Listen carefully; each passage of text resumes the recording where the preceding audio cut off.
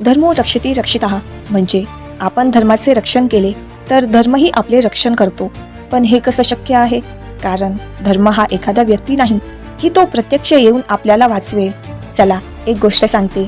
एकदा महामुनी विश्वामित्र राजा हरिश्चंद्रांना भेटायला आले. बोलता बोलता त्यांच्यामध्ये शास्त्रार्थ सुरू झाला. महर्षींनी विचारले, राजन, तू माझ्यासारख्या ब्रह्मर्षींशी संवाद करताना कोणत्या आश्रयावर उभा आहेस? राजा म्हणाले, धर्माच्या आश्रयावर. महर्षींनी पुन्हा विचारले, तुझा हा धर्म प्रत्येक परिस्थितीत तुझे रक्षण करू शकतो का? राजा म्हणाले, नक्कीच. धर्म हाच सर्वोत्तम आहे आणि जो मनुष्य धर्माचा आश्रय घेतो तो संसारातील सर्व सुख प्राप्त करू शकतो. हे ऐकून ऋषी विश्वामित्रांनी राजाकडे त्यांचं संपूर्ण राज्य दान म्हणून मागितलं. राजाने क्षणाचाही विलंब न करता संकल्प करून आपले संपूर्ण राज्य दान स्वरूपात दिले.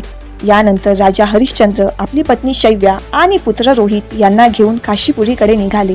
तेव्हा विश्वामित्र म्हणाले, राजन, दक्षिणेशिवाय दान पूर्ण होत नाही, म्हणून तू मला 1 महिन्याच्या आत 1000 सुवर्ण मुद्रा दक्षिणा स्वरूपात देशील.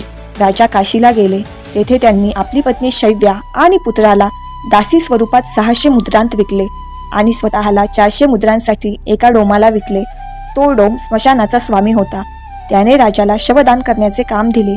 राजाने विश्वामित्रांना दक्षिणा दिली आणि स्मशानातच काम करू लागला. त्याला आपल्या पत्नी आणि पुत्राची काहीच माहिती नव्हती. एके दिवशी शैव्या रडत आक्रोश करत आपल्या मुलाला रोहितला घेऊन स्मशानात आली. एका सर्पाने रोहितला दंश केला होता आणि त्याचा मृत्यू झाला होता. हे दृश्य पाहून राजा हरिश्चंद्र व्यथित झाले. ते जमिनीवर बसून मोठ्याने रडू लागले.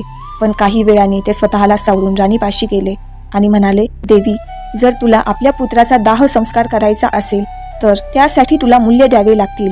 हे ऐकून राणी अधिकच दुःखी झाली, कारण तिच्याकडे काहीही उरलेलं नव्हतं. तरीही राजा आपल्या धर्मावर अढळ राहिले आणि म्हणाले, आता मी माझ्या स्वामींचा दास आहे. शेवटी राणीने आपल्या वस्त्राचा अर्धा भाग फाडून तोच मूल्य म्हणून दिला. त्यावेळी महर्षी विश्वामित्र सर्व देवतांसह तेथे प्रकट झाले. त्यांनी युवराज रोहितला पुनर्जीवित केले आणि राजाला त्याचे संपूर्ण राज्य परत दिले. महर्षी विश्वामित्र म्हणाले, राजन, तुम्ही धन्य आहात. मी हजारो वर्ष तप करून राजर्षी आणि नंतर ब्रह्मर्षी झालो. आज मी माझ्या संपूर्ण तपस्येचे फल तुम्हाला अर्पण करत आहे. अशा प्रकारे धर्माने राजाचे रक्षण केले.